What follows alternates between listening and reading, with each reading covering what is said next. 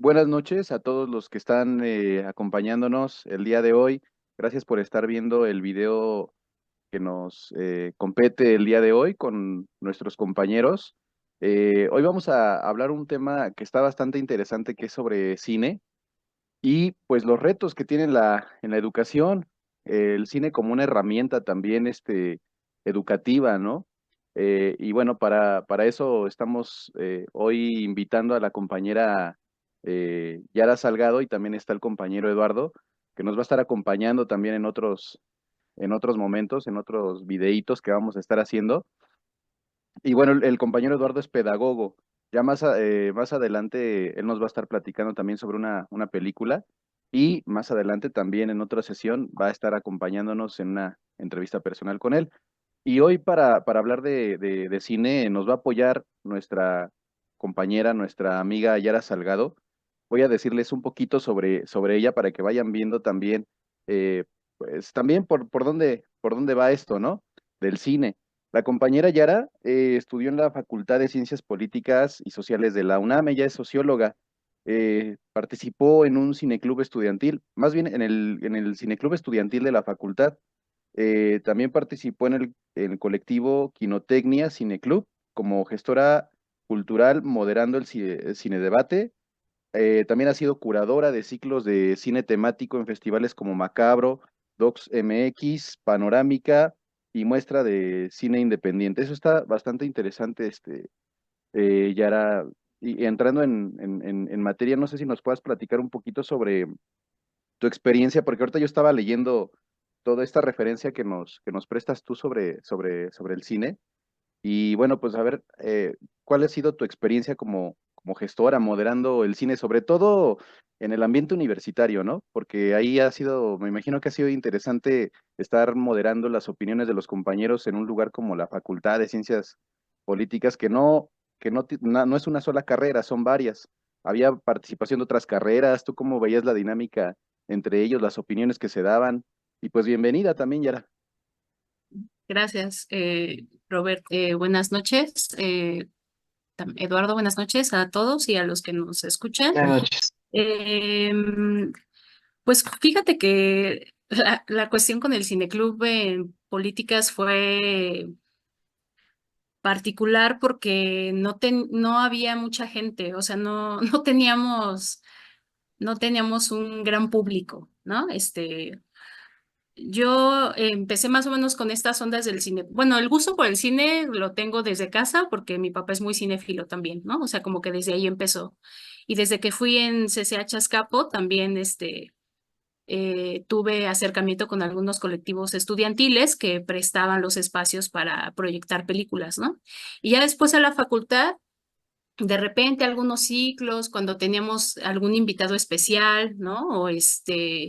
O algún festival, u- un, un evento que sí lograba llamar la atención de los compañeros de muchas carreras, era un festival anual que hacíamos, bueno, era un encuentro que hacíamos con otros cineclubes de otras facultades, ¿no? Entonces, de repente, llegaban compañeros del cineclub de la Facultad de Medicina, ¿no? O del cineclub de Trabajo Social, ¿no? Etcétera.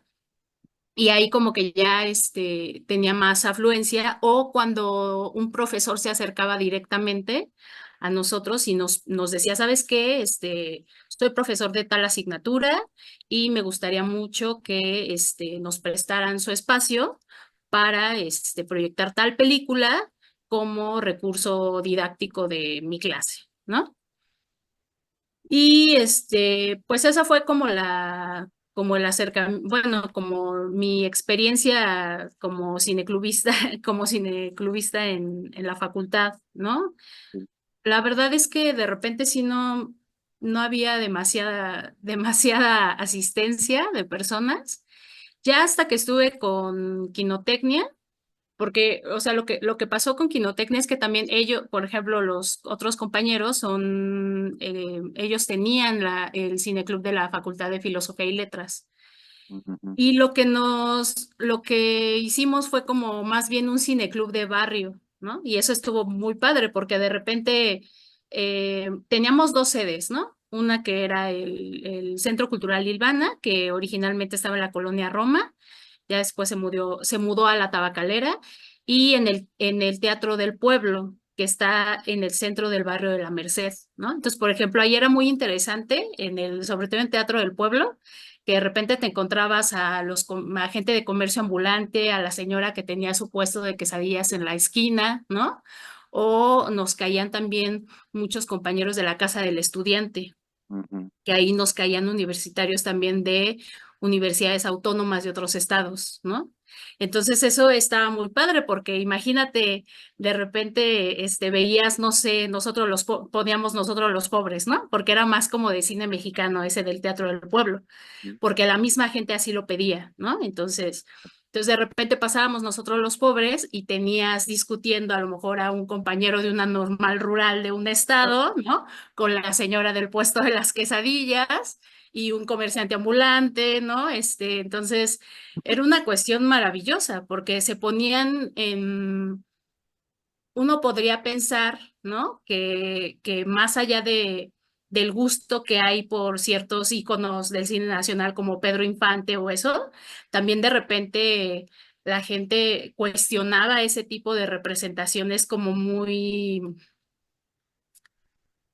que suelen ser como muy esquemáticas, ¿no? O sea, que terminan siendo tipos ideales, ¿no?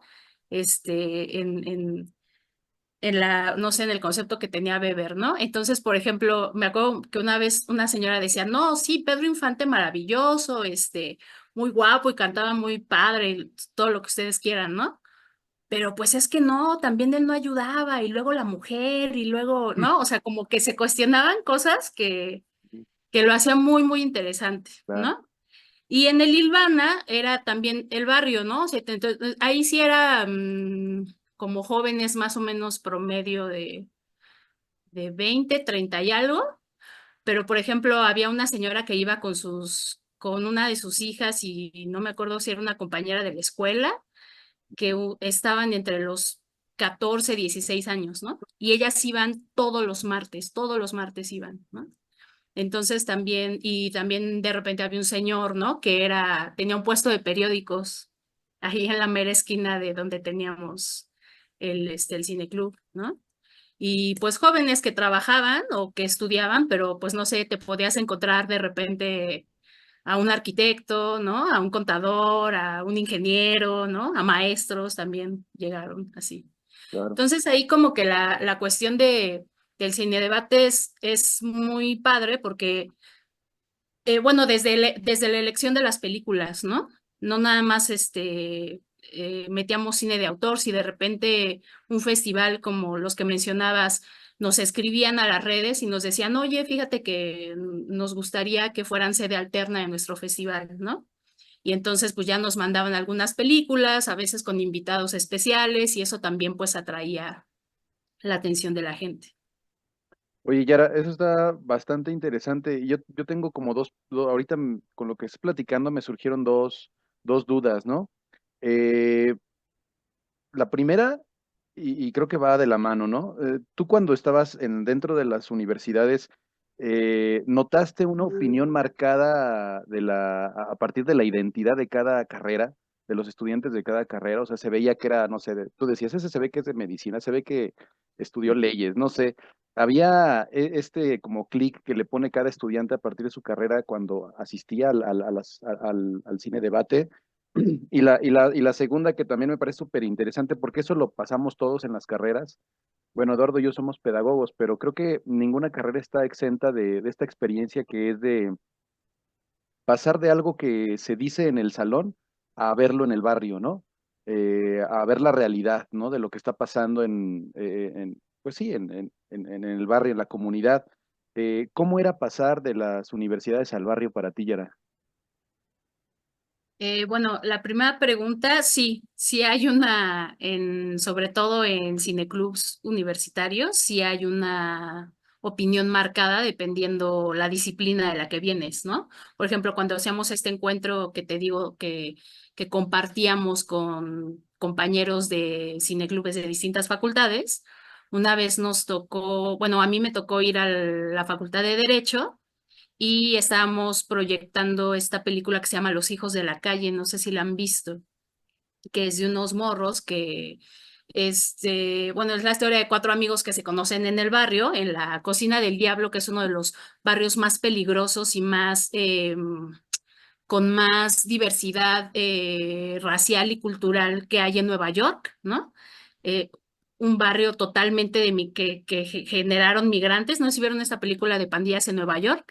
Cuando se habla de la creación de Nueva York, de todo esto, la película de Martin Scorsese. Bueno, entonces en la cocina del barrio se conocen estos chavos y terminan en un reformatorio, ¿no? Porque quieren robar unos hot dogs y terminan arrollando a una persona en el metro y sufren abusos dentro del reformatorio, ¿no? Y la segunda parte de la película, uno de ellos crece y se convierte en abogado y lo que hacen es como cazar y un poco a los guardias que los abusaron cuando eran niños y de hacer un juicio, ¿no? En la Suprema Corte. Entonces ahí imagínate, ¿no? O sea, todos los abogados eran así de, porque son como dos figuras, ¿no? La del chico, que es el que es como la mente maestra detrás de todo eso, pero como él fue uno de los abusados, no puede ser el abogado acusador. Entonces lo que hacen es que contratan otro abogado, ¿no? Como pantalla que aparte es un abogado también del barrio, un señor que aparte es alcohólico, que le quitaron su licencia hace muchos años porque el señor es alcohólico, ¿no?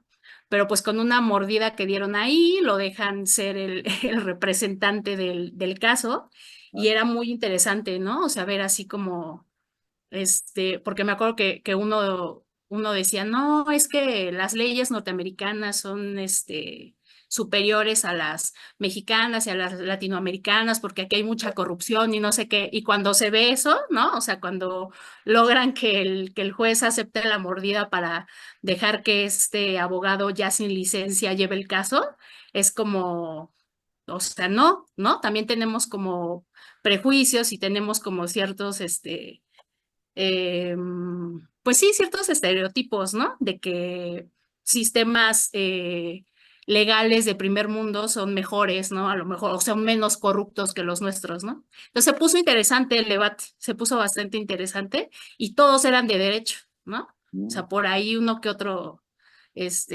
compañero de otra facultad, ¿no? Pero pues el grueso de ellos eran de derecho.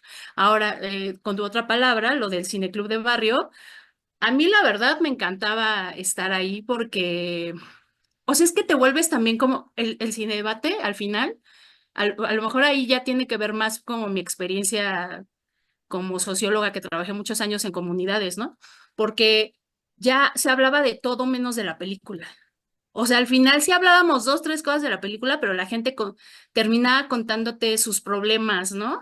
Del día a día, ¿no? Las señoras me agarraban como de psicóloga y me contaban que si el marido no sé qué, que si el hijo no sé cuánto, que si a la hija ya la habían dejado con tres hijos, ¿no?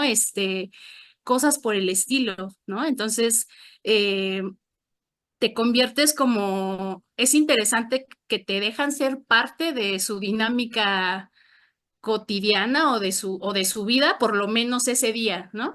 Y me gustaba mucho que la gente realmente lo tomaba como un escape, ¿no? O sea, como que ya realmente había señoras que, una señora también me decía, no, no, no, mi esposo se súper enoja de que yo vengo con ustedes, pero no, pues si él se va de borrachote o si él se va con sus amigos, ¿por qué yo no voy a venir a ver películas y a platicar con ustedes si es lo mejor de mi semana, ¿no? Y aparte aquí he conocido vecinas que yo no conocía, ¿no? O sea, y que a lo mejor si no me las encuentro aquí, ni sé que viven en el barrio. Entonces, ese tipo de cosas es una maravilla, porque te vuelves parte de la cotidianidad de las prácticas cotidianas, ¿no? Y colectivas de un barrio. Sí, bueno, yo creo que el que estén haciendo este tipo de actividades, bueno, también he sido testigo de de estas experiencias de cine debate, pero en efecto, como tú dices, creo que es un espacio, sobre todo cuando estás en en el barrio, yo creo que en otro lugar que no sea la universidad, las personas ven esta oportunidad de poder hablar, ¿no? Se abre un espacio para la palabra de aquellas personas a las que estás, con las que estás conviviendo, ¿no? Y creo que eso, bueno, ya entrando un poco en materia con lo que nos compete el día de hoy, pues sí me gustaría saber tu opinión, tal vez a lo mejor la de Eduardo, yo ahorita les voy a compartir la mía, porque esto que dice Yara es sumamente importante. El cine también abre un espacio, da la oportunidad de ver la realidad, de leerla, de interpretarla, de llegar a ella, ¿no? Lo que nos platicaba de las señoras, de lo que decían. Y sí es cierto, cuando tú estás en el barrio, las personas empiezan a ligar todo lo que están viendo y lo que está hablando con su propia realidad, con su propio contexto, ¿no? Cuando tú estás en la universidad, pues como que tienes ya una visión un poquito, uno diría que menos cuadrada, pero a veces es más cuadrada, ¿no? Como que tiene más vinculado el método, más interiorizado el método, y no se quiere salir de esas situaciones y teoriza y cita y hacemos un montón de parafernalia, ¿no? Pero en el barrio, algo de las bondades creo que es eso, ¿no? Te permite ver la realidad y escuchar la palabra de los demás. Eh, ahí me gustaría saber tu opinión, Yara. ¿Cómo ves este reto que tiene la educación, la educación básica, el mismo nivel de universitario, para que se tome más en serio el cine como un espacio de, pues sí, de interpretación, de análisis eh, de la realidad? No sé si pudieras dar tu opinión. Sí, bueno, yo creo que para empezar, eh, nos tendemos que ubicar que vivimos en una sociedad hipermediatizada, ¿no? O sea, vivimos con un buen saturados de imágenes, de videos, de contenidos digitales, audiovisuales, ¿no? Entonces, ahí hay un reto muy importante desde la docencia, porque el hecho de que estemos saturados de tantos vínculos o de tantos estímulos, perdón, audiovisuales, no necesariamente quiere decir que, o sea, hay una paradoja, ¿no? Como estaba viendo un dato de la UNICEF para Latinoamérica, que la capacidad de retención de lectura de los niños me parece que de 6 a 12 años, hicieron como ese muestreo, es cada vez menor comparado con generaciones anteriores. Entonces, algunos críticos, sobre todo, ahora sí que colegas suyos, ¿no? Dicen que tiene que ver con esto, ¿no? Que vivimos en una sociedad hipermediatizada, que por eso los niños no retienen, ¿no? Y no entienden, o sea, que pueden ver muchas cosas y pueden leer porque leen en las redes sociales, leen en los videos, leen, ¿no? Pero no necesariamente están reteniendo y entendiendo lo que están viendo y lo que están escuchando. Entonces, ¿qué reto tendría la docencia con esto? Para empezar, yo creo que es entender, más allá de la preocupación, que obviamente lo primero es identificar que hay un problema ahí, ¿no? Pero es entender que estos elementos de la comunicación como el cine son códigos lingüísticos que están colmados de significados. Entonces, ¿cómo hacer que eso se vuelva un elemento didáctico, ¿no? O que sea una herramienta pedagógica, ¿no? En el aula, porque también seamos realistas, ¿no? O sea, tampoco es que ustedes como docentes en el aula cuenten con muchísimos recursos, ¿no? A veces incluso las películas pues las andan consiguiendo ustedes, las bajan, es lo más inmediato a lo que pueden acceder, ¿no? Entonces, yo creo que es entender eso para que se reduzca justamente esa brecha tecnológica y generacional, primero entre el docente y el educando, ¿no? Creo que es por ahí va. O sea, saber que los estudiantes en ese sentido, las nuevas generaciones, cuentan con muchas ventajas en cuanto al uso de medios digitales, ¿no? Más que las que nosotros podemos tener. Pero entonces, más que un reto o un obstáculo, cómo hacer que eso sea un plus para ustedes, ¿no?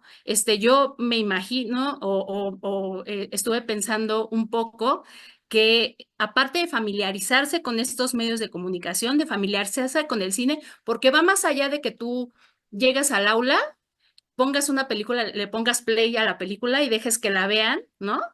y al final, no sé, ¿no? Les pregunte si les gustó o no les gustó la película. No, no, no. Usar realmente una película, o sea, saber que una película es un código con muchísimas, que te puede dar muchas herramientas para entender temas complejos que a lo mejor más allá de la palabra oral o escrita, podrías tardarte mucho más como docente para que los educandos le entendieran y que a lo mejor con la película, ¿no? Logras acortar ese, o sea, que el proceso sea más inmediato y sea, porque aparte de las películas, como que un poco con lo que decíamos hace rato, con estas experiencias en el barrio y en la universidad, como que siempre hay algo que te va a llevar a tu experiencia personal o inmediata. Bueno, justamente como el cine puede dar como esos elementos que también, o sea, ves una película y te va a referir a una cuestión de tu vida, ¿no? De tu familia, de tus contextos más inmediatos, ¿no? Que puede ser pues, la misma escuela, ¿no? También. Entonces, creo que es como como que el docente sepa que, para empezar, cómo va a usar esa película, ¿no? ¿Lo va a usar como con un propósito meramente didáctico o con un propósito pedagógico, ¿no? Claro. ¿Va a usar un largometraje o un cortometraje, ¿no? ¿Va a ser documental o va a ser de ficción? O sea, es como saber si quieres abordar un solo tema, ¿no? O si quieres abordar varios a la vez, ¿no? Y aquí creo que también a veces le tenemos como miedo a, por ejemplo, cuando piensas o escuchas términos como análisis o crítica cinematográfica, como, como si fuera algo muy complicado o algo, la verdad es que no. O sea, siento que el cine en ese sentido es el arte más amable en ese sentido, ¿no? O sea, te da... eh, incluso estéticamente, ¿no? Es muy fácil que un maestro a lo mejor si de repente está hablando de, no sé, de algún movimiento pictórico particular o eso, seguramente hay algo que tú veas en una película que sepas que puede reforzar ese tipo de conocimiento, ¿no? Desde las matemáticas, desde el español, por ejemplo, conocí un docente una vez en un seminario que era profesor de una primaria de la colonia Guerrero, que pues es un barrio bravo, ¿no? De aquí de la Ciudad de México. Y él me decía que él era maestro de sexto de primaria y decía que de repente se le echaron encima unos padres de familia, incluso la directora, porque les puso fragmentos de películas de ficheras a sus alumnos Ujú. y que todo el mundo escandalizado y decía, o sea, van en sexto de primaria, pero no, obviamente están mucho más adelantados de cuando yo iba en sexto de primaria hace 20, 25 años, ¿no? O sea, un morrito de ahorita de sexto de primaria tiene todos los referentes que puede tener incluso ya uno de prepa, ¿no? De tercero de secundaria o de prepa, están ya súper, por lo mismo de que están hipermediatizados, ¿no? Entonces, por ejemplo, él decía, yo lo hice, les mostré como, no se las mostré todas, ¿no? Les iba mostrando fragmentos así y les iba hablando, por ejemplo, de la estética de lo vulgar, ¿no? Y tú podrías pensar cómo un morro o un alumno de sexto de primaria, ¿no? ¿Cómo le vas a hablar de estética de lo vulgar, ¿no? Como que también a veces subestiman, ¿no? Como la capacidad analítica de un niño de esa edad, supongo, o sea, no estoy diciendo que todos, ¿no? Pero porque aparte es como dice, ¿tú crees que él no está, él decía, ¿tú crees que él no está expuesto a un sinnúmero de vulgaridades desde otro lado? Aquí por lo menos yo se lo estoy detonando, estoy tratando de que él entienda, ¿no? Que eso es parte de, ¿no? Y que les hablaba, por ejemplo, les pasaba unos fragmentos de cómo eran los cines y los centros nocturnos por fuera, ¿no? Y se ven las calles, se ven los modelos de autos. O sea, es un México, es una Ciudad de México que ellos no tienen en su mapa mental, ¿no? O Mm. sea, como la Ciudad de México de los 50, de los 60, ¿no? Y también les hablaba, por ejemplo, incluso tenía dos alumnas que tenían broncas como de desórdenes alimenticios, ¿no? Y yo les ponía el ejemplo de las rumberas y de las ficheras y les decía, es que esa estética también es hermosa, ¿no? O sea, la estética curvilínea también es hermosa, ¿no? O sea, como muchas cosas que a lo mejor si solo te quedas en la cuestión superficial de, ay, ¿cómo le vas a mostrar fragmentos de cines de ficheras a niños de 12 años? No puedes ver a lo mejor como ese tipo o por ejemplo los albures también, ¿no? Decía, por ejemplo, eso es un albur, ¿no? Y el albur implica esto, ¿no? Y es un uso del lenguaje muy local también, ¿no? Y usamos localismos como estos, y les hablaba, ¿no? O sea, como de caló y de localismos y de cosas así. Y los chicos al final hicieron como proyectos basados también en películas, ¿no? O sea, como que les dejó elegir un tema libre y que lo explicaran a partir de películas o videos que ellos encontraran en YouTube o en las redes. Entonces, pues bueno, siento que me quedaría como con eso, ¿no? O sea, saber, para empezar, saber qué es un recurso didáctico, un recurso pedagógico y qué tanto sé yo también de la película que les voy a poner a los chicos o que les voy a presentar a los chicos, ¿no? O sea, qué es lo que quiero realmente, cuál es mi intención como docente al ponerles esta película o documental o cortometraje o lo que sea. Y pues ya con eso me quedaría para que ustedes den sus impresiones. Muchas gracias, Yara. Está súper interesante lo que nos estás comentando. No sé si quieras abonar, Eduardo, en algo con tu opinión. Sí, Te escuchamos. bueno, pues la verdad es muy interesante todo lo que nos menciona Yara, ¿no? Porque, pues sí, si bien el cine está desde la década de los 30, ¿no? Aproximadamente, sobre todo en México, muchas veces el cine no lo presentan en las instituciones, ¿no? En las escuelas. De hecho, es reciente que se empiecen a utilizar estos recursos, ¿no? Didácticos en el aula. También algo que pues es importante destacar es que muchas veces los profesores solamente dejan un resumen de la película, ¿no? Es decir, hazme un resumen de esta película y me lo traes y ya te pongo tu sellito y ya, cumpliste, ¿no? Ujú. Pero bueno, esa no sería la idea, ¿no? Sino la idea sería, como dice Yara, que lleguemos a un análisis, una reflexión, ¿no? Que los alumnos discutan incluso con un debate, que haya discusión en el grupo, ¿no? Sobre estas películas. Y bueno, también es importante eh, conocer con respecto a que una película puede tener diferentes realidades, ¿no? Que pueden ser vistas por las personas. Es decir, eso es lo que tiene una película, ¿no? Que es subjetivo. Muchas veces nosotros podemos ver algo que mi compañero no puede ver, ¿no? O que no lo ha logrado ver porque él se centró en otra cosa. Entonces, eso justamente es lo que nos puede ayudar a una película, ¿no? A enriquecer el conocimiento y que se haga una discusión muy interesante en los salones.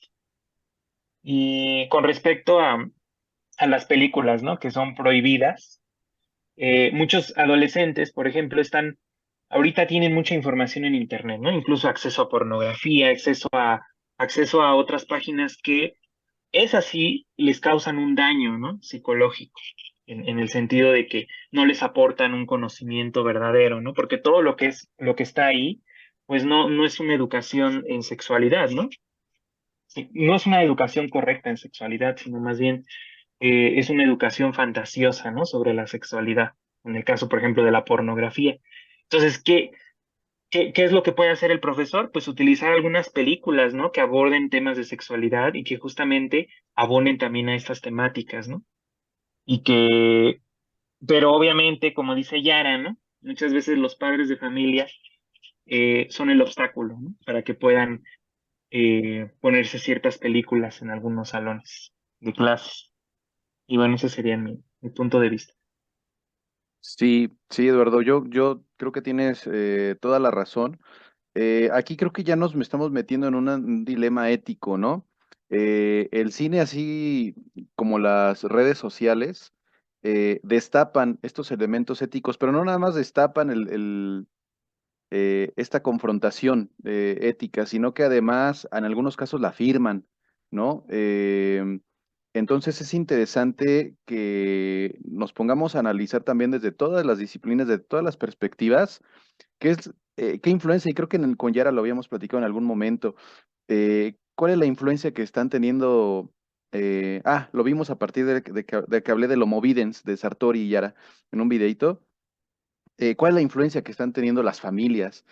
En la educación, por lo menos, en el aula, el docente se topa con pared porque muchas veces lo que está enfrentando son la ética que trae cargando de la familia, ¿no? Donde se construye la realidad a final de cuentas. Entonces el docente tiene que también meterse al plano de lo que está digiriendo culturalmente las familias, ¿no? Y el cine, por eso es importantísimo hablar de cine y educación como el cine como estrategia, por lo menos para los pedagogos, los maestros, el cine como estrategia didáctica y el debate como técnica didáctica también, ¿no?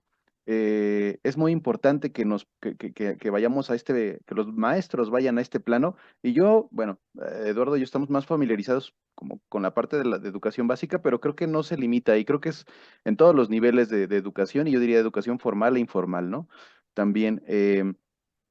Pero bueno, con referencia nada más a estos elementos éticos, tendríamos que analizar todo lo que los alumnos están consumiendo ahorita. Es muy diferente a lo que Eduardo, a lo que Yara a lo mejor consumíamos a la edad de ellos, ¿no? Yo recuerdo que lo único que veía era la tele, ¿no? Por ejemplo, yo, no, yo crecí, más bien la parte del internet llegó hasta mi adolescencia, ¿no?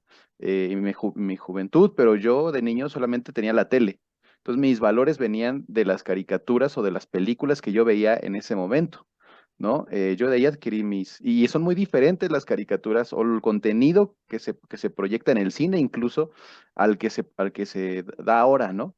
Entonces, y yo no le veo como pie ni cabeza ahí. Y bueno, ese es el dilema, ¿no? Para mí el terreno complicado, porque tampoco podemos decir esto está bien, esto está mal, ¿no? Eso es lo interesante y lo que va a tener que dar forma en los próximos años, yo creo, al, al uso de las tecnologías, que no es malo además, ¿no? Mis alumnos consumen mucho, ellos analizan la mayoría de su información la tienen desde su celular y eso es muy bueno, pero también de repente la información, pues no sabemos de dónde viene, lo ven de una persona que es un influencer. Yo tenía un alumno que hasta me dijo en algún momento, creo que ayer le platiqué, que me decía que, que la Tierra era plana, que no tenía evidencias, pero tampoco tenía dudas, ¿no? Cree en su influencer, ¿no? Entonces creo que por ahí viene un reto. No sé si quieran platicar un poquito de esto. Sí, bueno, es que justo hace rato que yo mencionaba como reducir las brechas tecnológicas y generacionales entre el docente y los alumnos.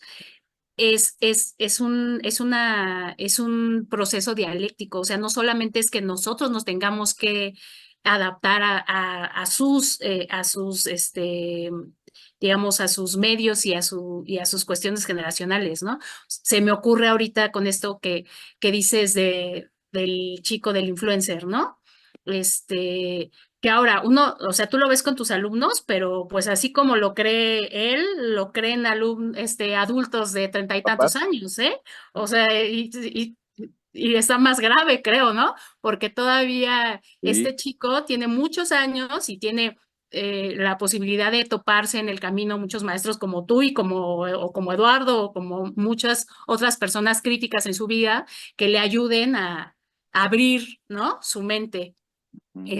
Pero bueno, se me ocurre, por ejemplo, alguna vez en un cine debate que se hizo con chavos de prepa de estas prepas que hicieron en el gobierno de la Ciudad de México. Me invitaron a un cine debate con un documental de este festival de ambulante, ¿no? Y hablaba justamente como de influencers y de gente que se hacía rica con las redes sociales, ¿no? y un profesor le decía, bueno, tú ahorita estás familiarizado con la figura del influencer, ¿no? Pero sabes que antes del influencer existían los periodistas, ¿no? Los fotoperiodistas, los videoastas, los ¿no? Entonces, esos son los de mi generación, esos eran mis influencers de la generación, ¿no? Y entonces estábamos viendo justamente este documental de Metínides, no sé si ubican a esta figura que está considerado el primer, como el padre de la nota roja en México. Mm, ¿No? Ese era el documental que estábamos viendo en Ambulante. Y entonces era como más allá del morbo, ¿no? Que puede generar las imágenes de la nota roja. Y hablábamos de esta, o sea, de conceptos éticos, ¿no? Dentro del fotoperiodismo, ¿qué tanto estás exhibiendo o estás traspasando o estás invisibilizando la dignidad de una víctima, ¿no? De asesinato o de un atropellado o de lo que sea, ¿no? Solamente por sacar el mejor plano, ¿no? El más sangriento, el que sabes que va a vender más periódicos. Entonces, y este chavo le decía, es como tu influencer, ¿no? Que le vale decir cualquier cosa que se saca de la manga sin antes haber confirmado si su información es verídica o no. Por eso me recuerda mucho esto que tú estás diciendo con este chico que te decía que su influencer le decía que la Tierra es plana y que lo daba por sentado, ¿no? claro. Entonces, por eso es un proceso dialéctico, ¿no? O sea, nosotros también podemos llevarlos a cuestiones de nuestras generaciones, ¿no? Que les pueden ayudar o que creemos que les pueden ayudar a entender el mundo más allá de la burbuja en la que a veces viven ellos, ¿no? De sus prácticas cotidianas con las redes o con los influencers o con este tipo de figuras que son emblemáticas para ellos, ¿no? Sí, sí, sí, totalmente de acuerdo. Bueno, pues si quieren, vamos a seguir con esta charla, vamos a llevarla como al escenario de las películas, ¿no? Un poquito para estacionarlo por ese rumbo. Eh, Aquí Yara y yo y también Eduardo les queremos compartir a los que nos están viendo algunas películas, así también platicarles de forma muy breve sobre ellas y tal vez empezar una reflexión en torno a lo que estamos viniendo, a lo que estamos trabajando ahorita, ¿no? Yara nos va a platicar un poquito sobre la educación prohibida, ¿cierto, Yara? ¿No? Sí, Sí, no, bueno, ¿no te gustaría que empezara Eduardo mejor? O sea, como adelante, para variarlo un Ale. poquito, ¿vale? Claro, claro, si quieres empezamos con Eduardo, con los coristas, y vamos Ajá, platicando sobre ella. Esto también, o la intención para los que nos están viendo en YouTube o en cualquier, a lo mejor en Facebook, en cualquier lugarcillo, pues es también estar abonando un poquito como justo un recurso también para que sea utilizado, ¿no? Algunas películas como esta de los coristas y pues también exhortarlos a que vean cine, ¿no? Es bien interesante y bien importante que los maestros y que los alumnos, los estudiantes, vean cine, un buen cine. No quiere decir que algunas cadenas comerciales, bueno, más bien algunas plataformas muy populares no tengan buen cine, pero también es importante de repente como escarbarle y buscar algunos tesoros clásicos, como por ejemplo este de los coristas, aunque para mí se me hace un clásico, hay muchos que todavía la desconocen, ¿no? Esta película. Entonces, bueno, a ver, Eduardo, no sé si nos quieres platicar un poquito sobre esto de los coristas. ¿Por qué te llamó la atención? ¿Cómo ves? ¿Qué abonaría en el ámbito educativo esta película? Bueno, pues es una película sumamente interesante, es una joya, ¿no? Prácticamente y sobre todo, no solo de educativo, ¿no? Sino que abarca muchos ámbitos, ujú, pero obviamente el ámbito educativo es el que sobresale más, ¿no? En esta película. Eh, y bueno, la historia nos está narrando, ¿no? La vida de un profesor, ¿no? Y cómo llega a la vida de unos estudiantes que realmente más que estudiantes parecen reclusos, ¿no? Porque están en un internado en donde este internado se supone que los quiere ayudar y pongo entre comillas porque en realidad no los quiere ayudar, ¿no? Porque no se ve claramente una pedagogía en este internado, ¿no? Es decir, los profesores son autoritarios, ¿no? El director es autoritario, no permiten ninguna libertad de expresión. Entonces, los alumnos están falta de cariño y de comprensión sobre todo, ¿no? Entonces, justamente este profesor, que es el vigilante, ¿no? Que se llama Matthew, este profesor llega a este espacio, ¿no? En donde los alumnos empiezan a tener un vínculo con él, muy cercano. Pero se los empieza a ganar poco a poco. Ese es lo interesante de esta película, que se los empieza a ganar poco a poco. Es decir, los alumnos le tenían un pavor al director, ¿no? Porque sabía los castigos que le daba, ¿no? ¿Cuál era el castigo? Encerrarlos, ¿no? Sin comer, ¿sí? Casi por semanas incluso, o les daban muy poquita comida, y había castigos físicos, ¿no?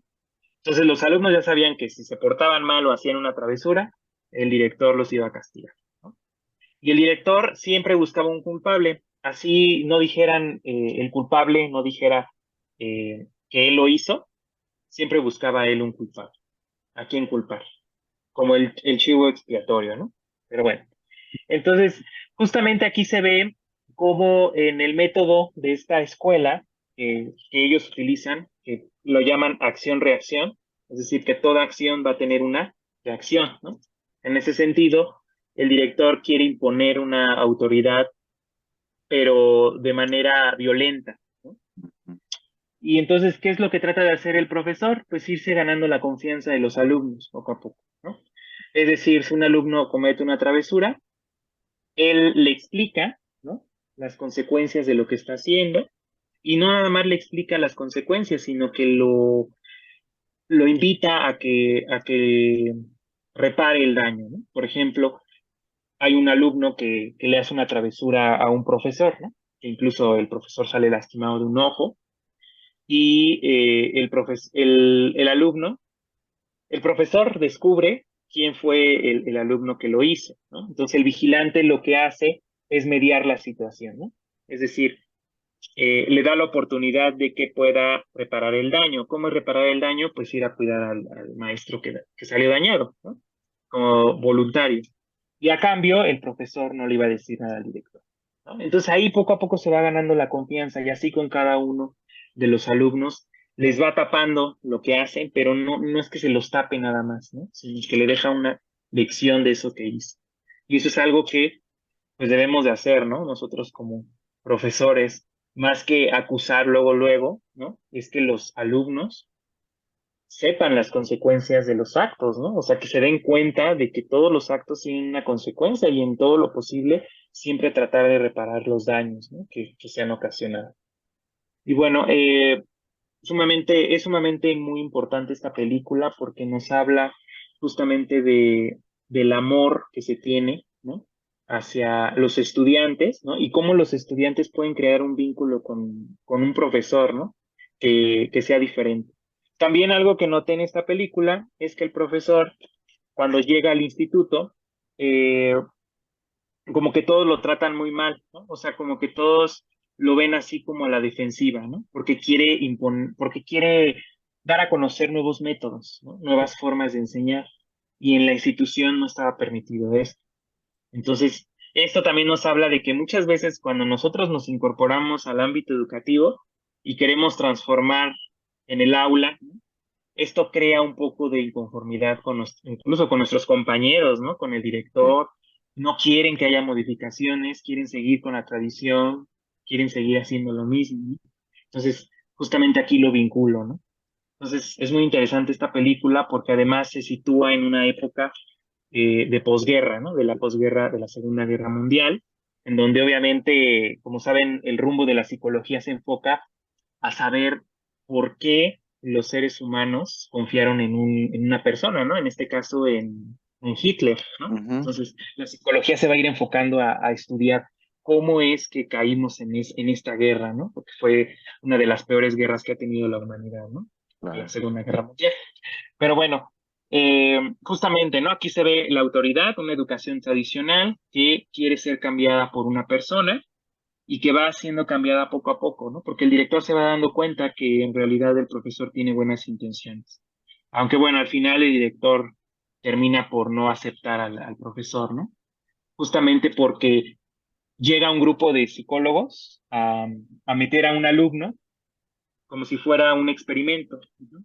¿Qué es lo que quieren comprobar en este instituto? Quieren comprobar cómo se comporta este alumno. Este alumno es muy problemático. De hecho, tiene mucha maldad, él, ¿no? Incluso hasta los psicólogos le dicen al director, es que este alumno tiene maldad, ¿no? Lo que hace le genera gracia, ¿no? Le genera placer. ¿No? Que la persona, que las demás personas sufran le genera placer, ¿no? Le genera satisfacción a esta persona. Entonces necesitamos ver cómo es que se relaciona con los demás alumnos. Y pues vimos que este instituto tiene alumnos de todas las edades, que tienen con diferentes problemas, entonces queremos ver cómo se relaciona, ¿no? Y ya. Y entonces el director lo acepta, y obviamente fue una mala decisión, porque bueno, de ahí se desencadenan una serie de acontecimientos en el instituto, ¿no?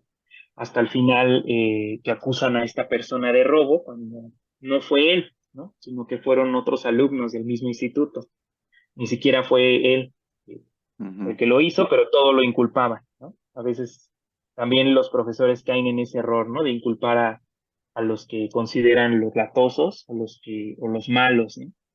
¿Y qué es lo que pasa con este alumno? Pues lo llevan a un reformatorio, se logra escapar y cobra venganza. ¿Cuál es la venganza que realiza? Pues quema el colegio, ¿no? Quema la institución, mientras el vigilante, ¿no? Se va de excursión con sus alumnos. Entonces, desde ahí ya el profesor ya se va del colegio, el director lo corre porque pues piensa que tuvo la culpa él, ¿no? El vigilante, porque pues se fueron de excursión y dejó solo el colegio. Entonces, aquí nos damos cuenta de que justamente la escuela tradicional, ¿no? Sigue estando presente en nuestros días todavía, ¿no? Seguimos con prácticas tradicionales, que yo creo que va a tardar todavía mucho en quitarse estas prácticas, ¿no? Se ha visto con las nuevas generaciones de profesores que quieren modificar estas prácticas tradicionales, pero justamente aquí entra el choque, ¿no? Con las generaciones que ya llevan años, incluso en las instituciones educativas, y que no quieren cambiar, ¿no? Hay algunas otras que sí, ¿no?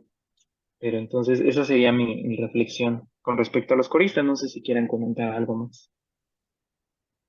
Sí. Gracias Eduardo. Está súper interesante lo que nos estás narrando sobre esta película. Yo la vi hace tiempo, pero eh, como que reflexionando sobre lo que vamos a platicar en torno a las películas, el problema siempre parece ser que es lo de lo rígido del sistema educativo, ¿no? En cualquier país. O sea, es como un reto tremendo que no se quita. Siguen haciendo películas de maestros y el problema sigue siendo también la institución escolar o el maestro que es muy rígido. Pero sobre todo yo me iría más con lo rígido del sistema educativo, ¿no? Como una institución que es reproductora de muchas cosas, ¿no? No nada más valores, ¿no? De muchos conocimientos. Entonces creo que ahí está esta cuestión del vínculo docente y justamente nada más como para cerrar mi idea, a los maestros o a las personas que están interesadas en el tema de educación y la institución escolar y el cine, pues analicen mucho el vínculo que hay entre los docentes y los alumnos, ¿no? En todas este tipo de películas, porque es importantísimo. Creo que los retos en torno al papel que tiene el educador cada vez van a ser más decisivos, porque la institución escolar, yo no le veo, como dice Eduardo, no le vemos como mucho futuro, la verdad todavía.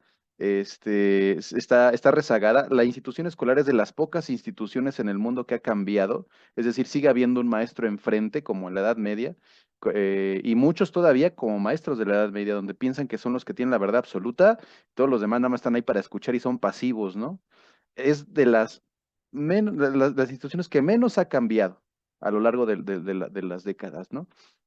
Entonces, pues obviamente las películas sigan vinculadas a eso, ¿no?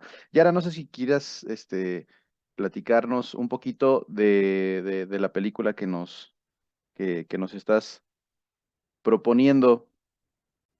Ok, bueno, la película de la que a mí me gustaría hablar, como bien dijo Robert y Eduardo, hay muchas películas emblemáticas, ¿no?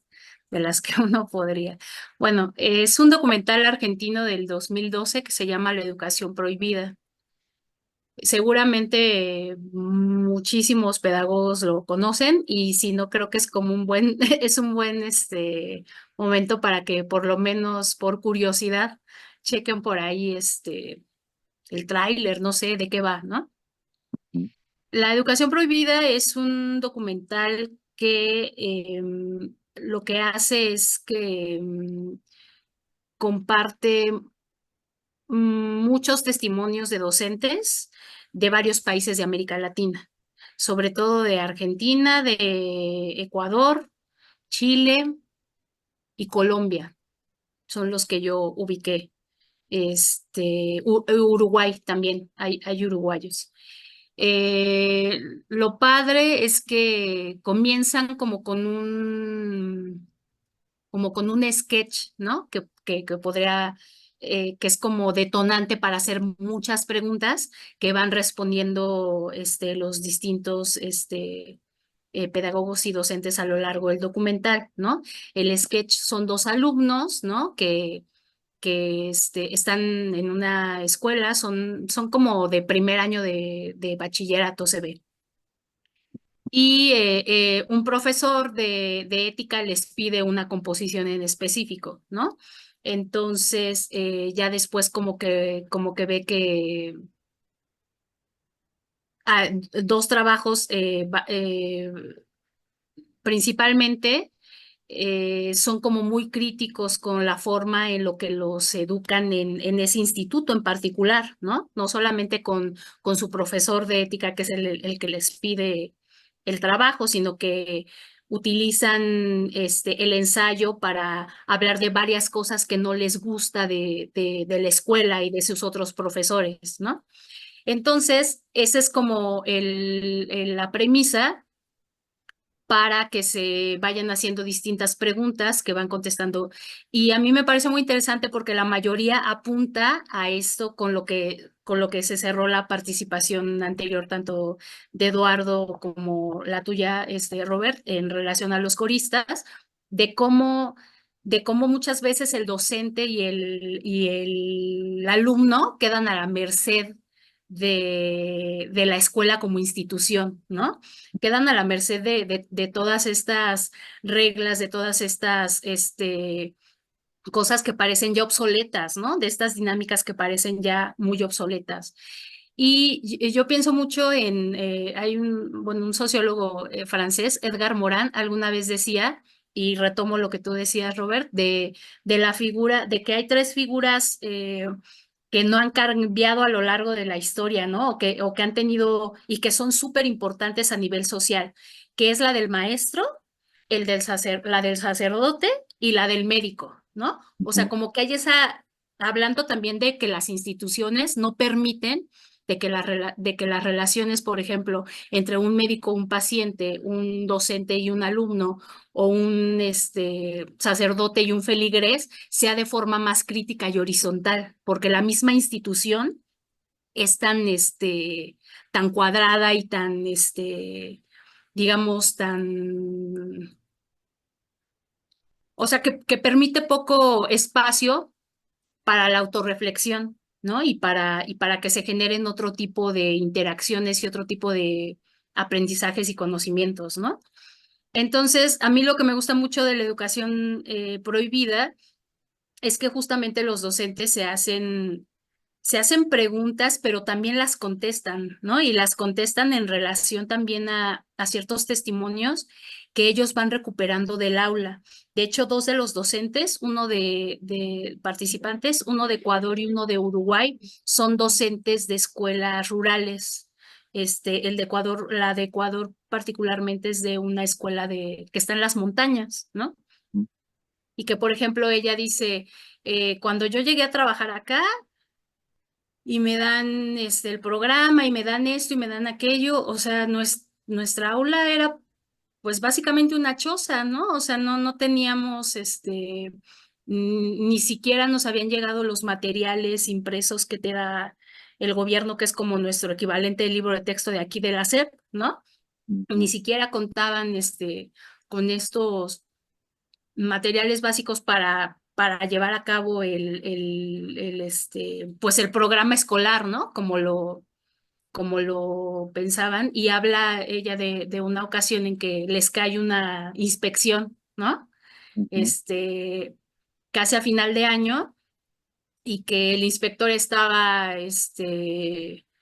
o sea, se puso en como, o sea, se molestó mucho, ¿no? Que porque no se estaban cumpliendo el programa como debía de ser, etcétera, etcétera. Y sin embargo, ella le dijo, bueno, yo lo escuché, yo dejé que me regañara, que dijera, que no sé qué. Afortunadamente, como es una comunidad muy pequeña, donde incluso varios padres de familia son docentes también, o sea, y ella usaba como las comillas, porque decía, pues aquí, ¿qué le enseñamos a los niños? Pues lo que les sirve para su entorno, ¿no? Aquí tienen a las cabras, tienen a las vacas, tienen esto, tienen aquello. Entonces, uno de los padres de familia que está familiarizado con este tipo de animales de granja, les enseña, ¿no? A los niños este tipo de cosas, o les enseñamos, por ejemplo, qué hongos son comestibles y qué hongos no, qué tipo de plantas tienen algún uso ritual o medicinal y cuáles pueden ser venenosas o cuáles pueden ser nocivas para su salud. Ese es el tipo de aprendizaje que nosotros tenemos aquí, porque este es el contexto que tienen ellos, ¿no? Y entonces es increíble que en pleno 2012, ¿no? Que es como el año en el que se hizo el documental, todavía tengas un inspector de educación que sea incapaz de entender eso, ¿no? O sea, porque a lo mejor él desde su oficina, ¿no? En la gran ciudad, ¿no? Pues nunca había visitado una escuela como la de nosotros, ¿no? Entonces, y el documental así va, ¿no? También, ese es como, también es como de los pocos ejemplos que hay de educación rural, pero incluso en las urbanas, eh, cuando tú comparas los testimonios de todos los docentes, te das cuenta de que las problemáticas no son tan ajenas, pues, ¿no? Y me gusta mucho porque muchos de ellos dan muchos elementos de cómo conciben ellos al educando, cómo conciben ellos la educación, desde una perspectiva pues más crítica y un poco revolucionaria, y por eso el nombre del documental, ¿no? Nosotros nos volvemos una especie de agente revolucionario en las aulas porque vamos un poquito contra eso, ¿no?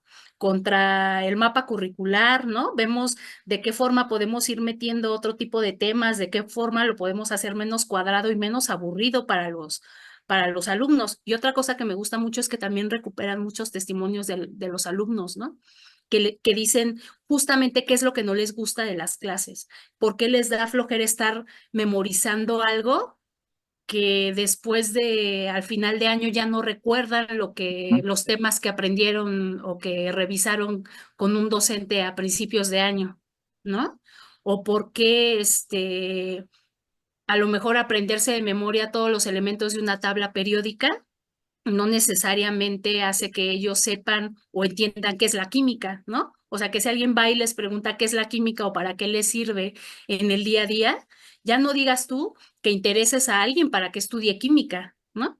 Y entonces, como que todos esos elementos son los que recupera el documental y de una forma muy, o sea, con un lenguaje muy, o sea, que cualquiera que a lo mejor no esté, eh, para cualquiera, pues, o sea, para un público general, no necesita ser pedagogo, no necesita ser cientista social, no necesita ser humanista. Obviamente, si eres de esta tradición, pues lo vas a valorar y te va a hacer mucho sentido lo que dicen, ¿no? Pero aunque no tengas esta experiencia o esta tradición, usan un lenguaje tan sencillo de entender, pues, que es como lo puede ver un niño de primaria o un señor o una señora de las quesadillas del cineclub de barrio, cualquiera lo puede ver. Qué padre. Seguramente esa recomendación, pues también, al igual que la que nos da Eduardo, es así como de cajón, o sea, sobre todo, y yo creo que no nada más pedagogos, o sea, creo que todos tenemos la labor de ver este tipo de documentales para entender lo que está pasando dentro de lo que se llama en educación la crisis del sistema educativo, ¿no? Que no es nada más de un país, creo que tiene que ver con todo un paradigma. Pero nada más para rescatar un poquito lo que dice Yara, esta perspectiva de lo rural y lo urbano también es algo que se ha tocado en muchas películas de cine. Em, no recuerdo la película, algo de las tortugas vuelan, no me acuerdo si, a ver si Yara me corrige ahorita o alguien. Es una película también de una maestra rural en China, creo que fue después de la Revolución Cultural China, ven que se dio todo un proceso de alfabetización. Siempre que hay un fenómeno revolucionario hay un proceso de alfabetización, ¿no? Claro. Y se dio en China y pues justo trabaja con este niño. Voy a recordarles, les voy a dejar la película, el nombre bien en los comentarios del video, Creo para que es también las que la puedan, tortugas pueden volar, me parece. ¿verdad que sí? Algo, Ajá, algo así sí, tiene que ver con eso. Pero bueno, a lo que iba con ese comentario es que justamente ahorita está un vuelco en el paradigma del sistema educativo desde que entró la 4T, que hay cosas acertadas y otras que obviamente desde la educación pues también, y no nada más la educación, desde varios ámbitos se está debatiendo. Ahora ellos ponen a la comunidad en el centro, pero dentro de sus esquemas organizativos, dentro de sus planes de acción, dentro del el perfil de egreso, de los planes educativos, se pone a la comunidad en el centro. Pero me hace ruido esto que dice Yara, porque lo uno con lo que dijo me parece que es un politólogo del Colmex también. Tendremos que definir qué es lo comunitario también, qué es la comunidad, ¿no? Si la SEP, la Secretaría de Educación Pública, quiere poner ahora a la comunidad en el centro, ¿qué significa la comunidad? El maestro que entiende por comunidad, el maestro rural, el maestro en CONAFE, el maestro en el barrio de Tepito, porque la comunidad es un conglomerado de dinámicas bien interesantes que, como Yara nos ha estado explicando, cuando trabajaba con el barrio, se daba de una forma diferente a la que se da en la universidad, o la que le entienden los maestros, a la que entiende las universidades, y ese es el reto también, pasar de lo que se dice, lo que se teoriza, a tratar de ser más flexible con lo que está pasando en la realidad, ¿no? Em, pues, y bueno, pues estacionándolo, creo que este conocimiento repetitivo que mencionaba Yara también tiene que ver con una crisis del sistema educativo, en donde no se valoran todos los tipos de inteligencia, en donde no nos queremos dar cuenta que las cuatro paredes ya no bastan para enseñar, o sea, es una crisis tremenda, creo que la que estamos pasando, y bueno, cambiarle a las palabras a los objetivos o al artículo tercero, pues ya no va. Creo que tendremos que hacer algo que va mucho más allá, ¿no? No sé si hay algún otro comentario sobre aquello. Si no, pues ya me voy a permitir de una vez yo empezar a hablar de la película. Les voy a dar una referencia así muy dale. general, una referencia muy general de la película. La película de la que les quiero hablar es La Ola. Leo nada más una referencia y de ahí me descoso para platicarles un poquito. Dice, en una escuela de Alemania, un profesor debe dictar un seminario sobre autocracia en contra de su voluntad y decide, a fin de hacer más interesante el curso, realizar un experimento pedagógico con sus alumnos. Esta película también yo la recomiendo mucho a los docentes de todos los niveles, porque trae bastantes cosas que se pueden analizar. El maestro es un maestro pues extrovertido, como que le gusta el rock, es una figura de mucha confianza para los alumnos, incluso quiere dar, quiere dar una clase optativa en bachillerato allá en Alemania, me parece que les dan como clases optativas de varios temas que los maestros proponen. em, Él quiere dar la materia de anarquismo, porque me parece que en su juventud fue punk, dice que hay que vivir en casas ocupa y un montón de situaciones punk y anarquistas, ¿no? Interesantes, pero al final no puede o no, como que el director o algún personaje de la película, no sé, no recuerdo si fue una mesa directiva o algo así, no le permiten dar esa materia y les da esta, esta materia que es autocracia, ¿no? Entonces, lo que el docente hace, y esto es lo interesante porque la influencia de la figura del maestro es súper importante, sobre todo en la educación básica, en todo momento, ¿no? Pero en la educación básica es importante y en la media superior también.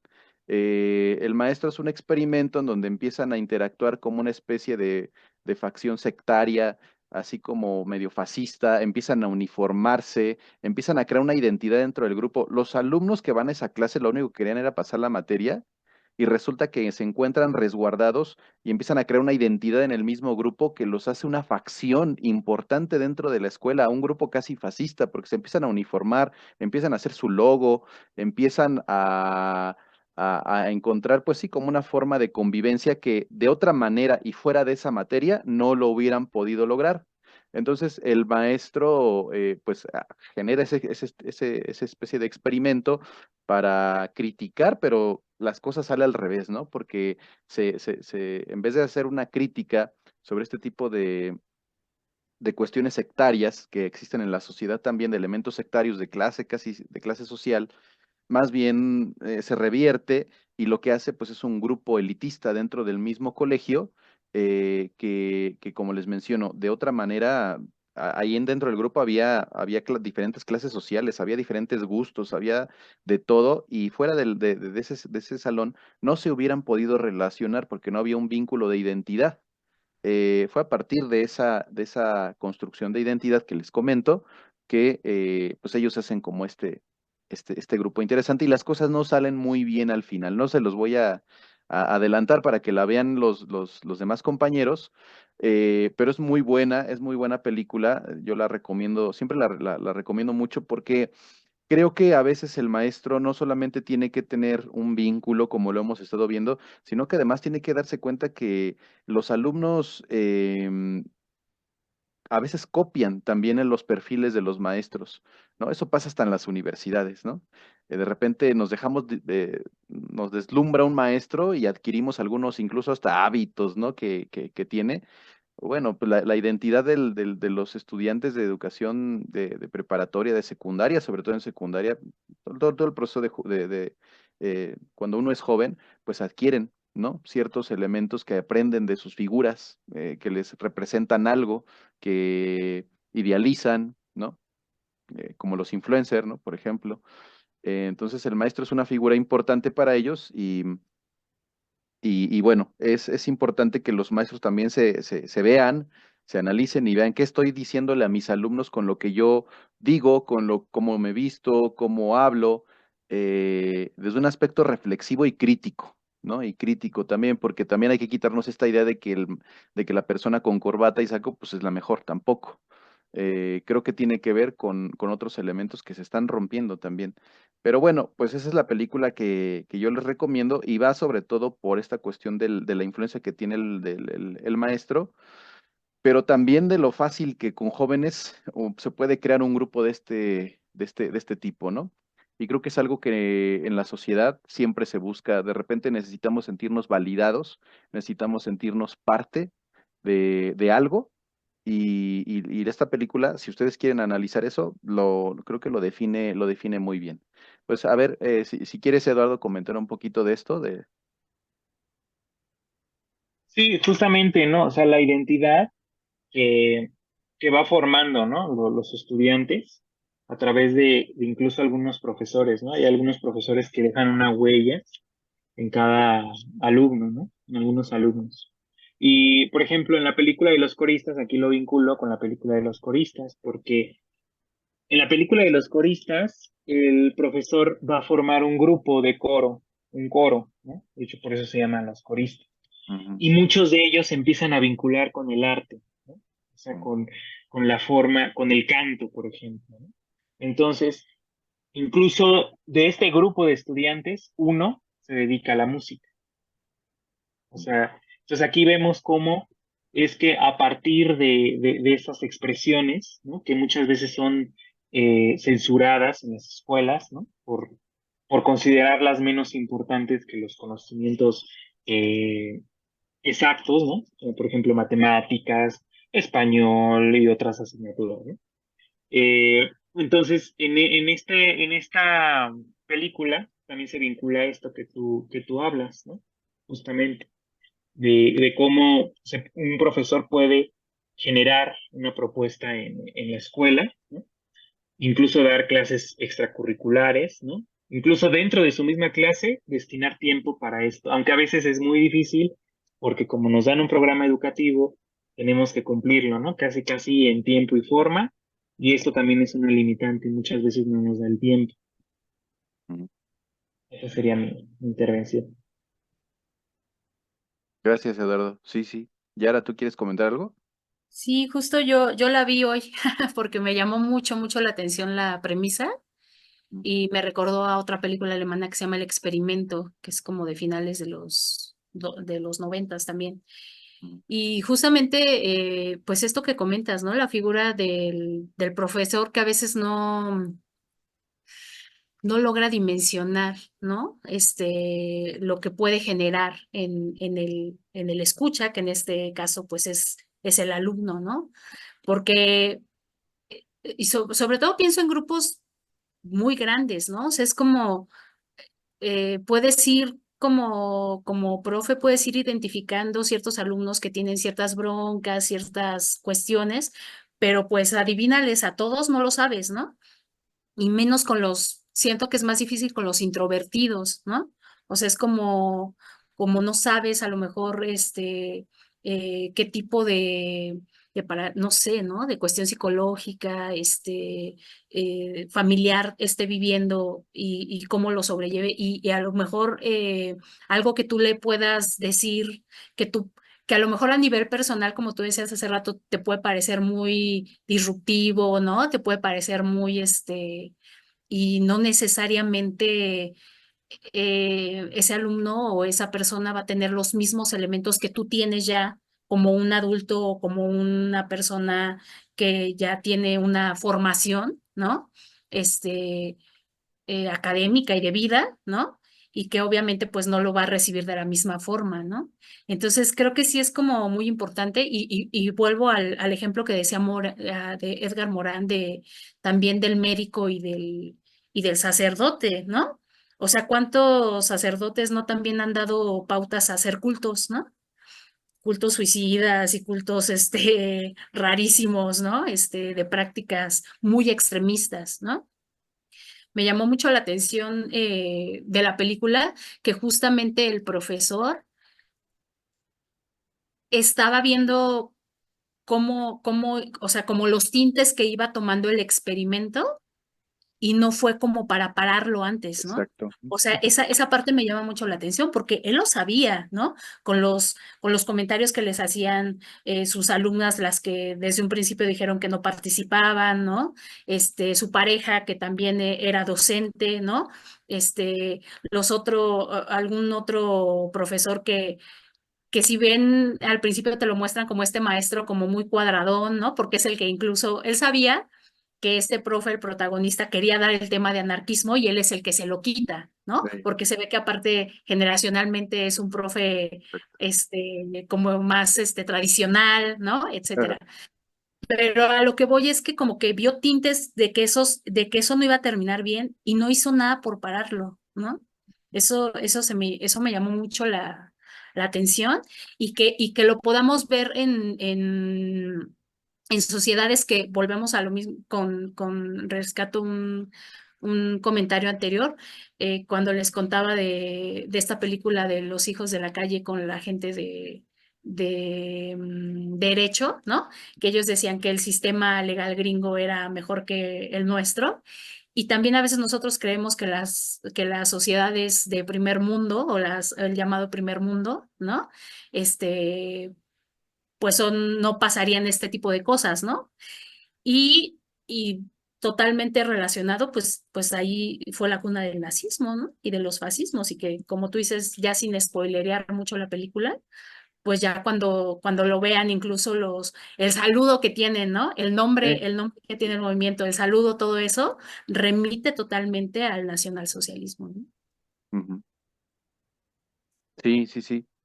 Pues sí, creo que todas las películas que hemos mencionado es importante la figura del maestro. O sea, repito, creo que en todas las ciencias sociales, en pedagogía obviamente mucho, la figura, el papel del maestro es decisiva, ¿no? Em, por eso creo que este video que estamos generando ahorita, que va a estar cargado en YouTube, pues sí es para que se analice bien, que los maestros puedan sentirse acompañados también de estos procesos de reflexión, porque creo que, y hablando ya como los retos que tiene también el cine en la educación, pues una de las cosas pendientes es que haya espacios de los maestros de diálogo en torno a las películas, en torno a lo que está pasando políticamente, a las series de televisión. O sea, creo que no hay los espacios suficientes en el sistema educativo para que se reflexione así como lo estamos haciendo nosotros. Em, hay algo que se llama consejos técnicos, ¿no? Pero de repente está súper burocratizado, de repente lo que tienes que entregar son documentos, los retos, bueno, los objetivos que se ponen de repente son muy cortos, no da para tanto. Entonces creo que no hay que dejarnos aplastar por la burocracia y, bueno, pues creo que, no sé, yo creo que estarán totalmente de acuerdo conmigo en que deberíamos exigir que se abran espacios para el cine dentro de la educación formal también, para reflexionar con los padres de familia, para reflexionar con los estudiantes, para reflexionar entre docentes. Yo sigo, no quito el dedo del renglón, hace falta espacios para los maestros en todos los sistemas educativos para que haya espacios de reflexión en torno al cine, ¿no? Como una técnica, como una estrategia detonadora para el diálogo. Bueno, yo cerraría con ese comentario sobre los retos que hay sobre el cine como un recurso didáctico, pero me gustaría escuchar para ir cerrando a ti, Eduardo, a ti y Yara, bueno, pues les agradezco nuevamente que estén aquí acompañándonos en esta charla, que la verdad es que está bastante buena y creo que nos podríamos seguir, pero pues, ¿qué nos dejan todo esto que hemos hablado? ¿Cuál es qué queda dependiente para el sistema educativo, para los maestros, en torno a la influencia del cine, ¿no? Sobre todo y de manera particular. Eh, ¿Con qué cerramos, Yara o Eduardo? No sé quién gusta hablar. como quieras. Dale. Eduardo. ¿Quieres tú, Yara? Si quieres tú, Yara. Ok.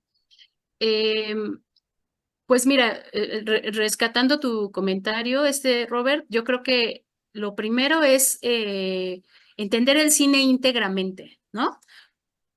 ¿Qué quiero decir con esto? Hay que entenderlo como un medio, pero también como tecnología, también como una expresión cultural, como un producto social, como un arte, ¿no? Entonces, hay que entender que es un medio que detona posibilidades para la interacción, ¿no? Dentro de entornos no solamente mediáticos y digitales, ¿no? Sino dentro del aula, ¿no? Implica entonces que tengamos que entender qué es el lenguaje audiovisual, ¿no? ¿Qué son las imágenes? Aprender conceptos, ¿no? Y no para ser un crítico de cine, ¿no? Pero hay que entender la metáfora de una película, la retórica que tiene, la teoría, la metodología, porque también para hacer una película es muy, por ejemplo, hacer una película documental o un documental es el proceso, es súper, súper paralelo, casi idéntico al que usamos los cientistas sociales y los humanistas para la investigación. Mm. Es súper, se parecen un montón, pues, ¿no?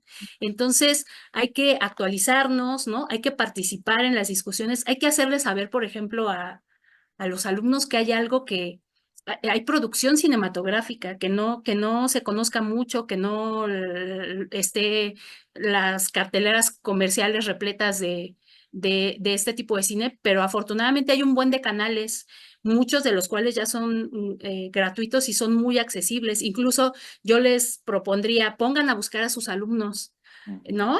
Pónganlos a buscar películas, pónganlos a buscar cortometrajes.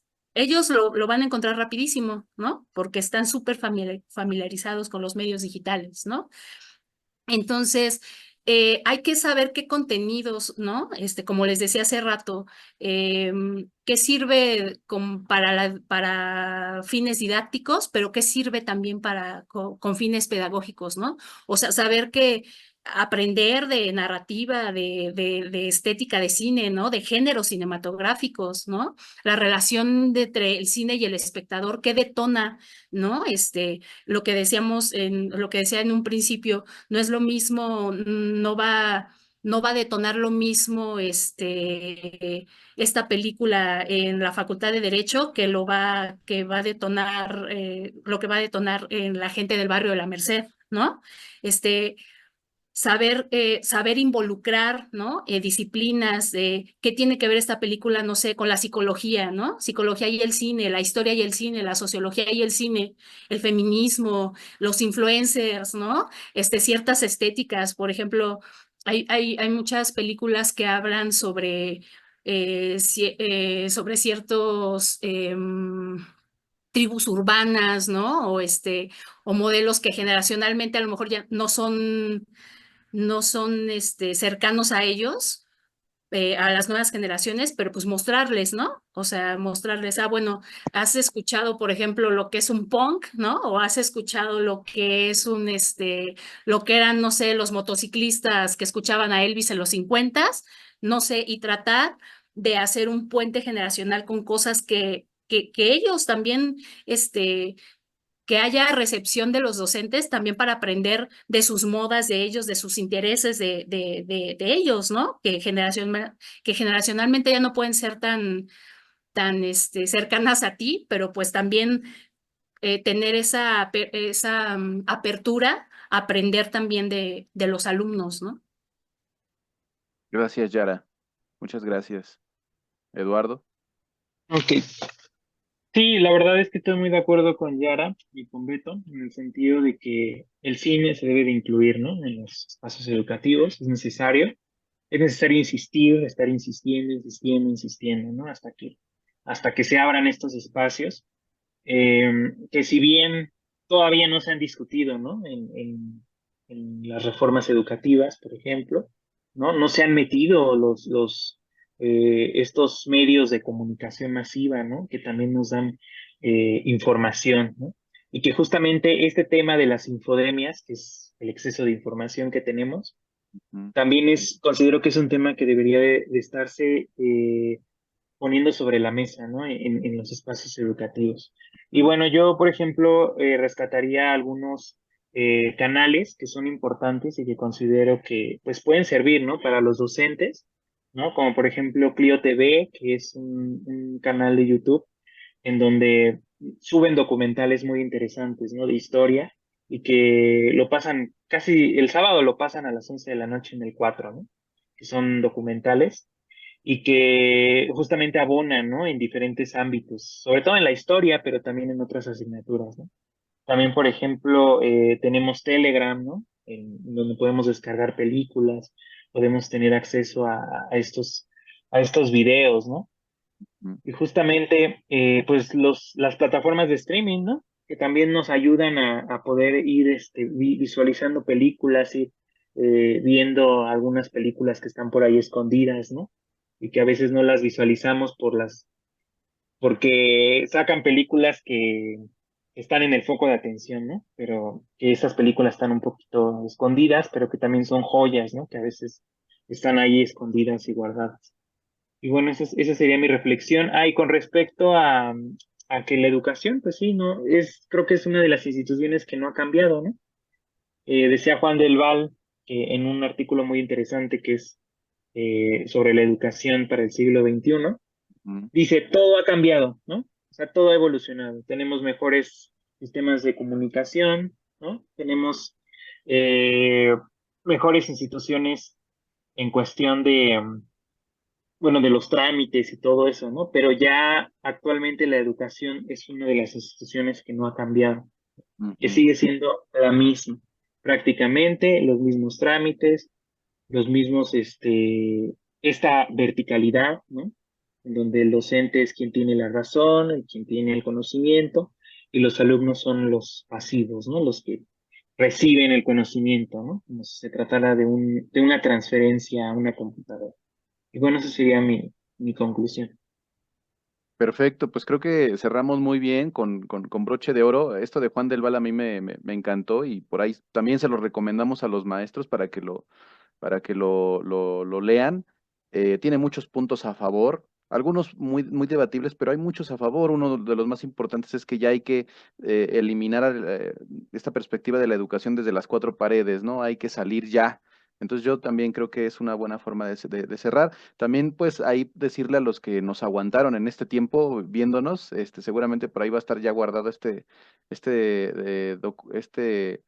formato, pues que también abajo vamos a poner algunas recomendaciones que la compañera Yara nos hizo favor de prestar, para que también lo vean. Vamos a tratar de abonar con algunas otras películas ahí a la lista, lo vamos a ir actualizando para que ustedes también tengan más herramientas y si les interesa esto y si se quedaron hasta el final, es porque seguramente les interesa el tema, ¿no? Y pues ahí vamos a tratar de darle vida en los próximos videos a este tópico, a este tema todavía.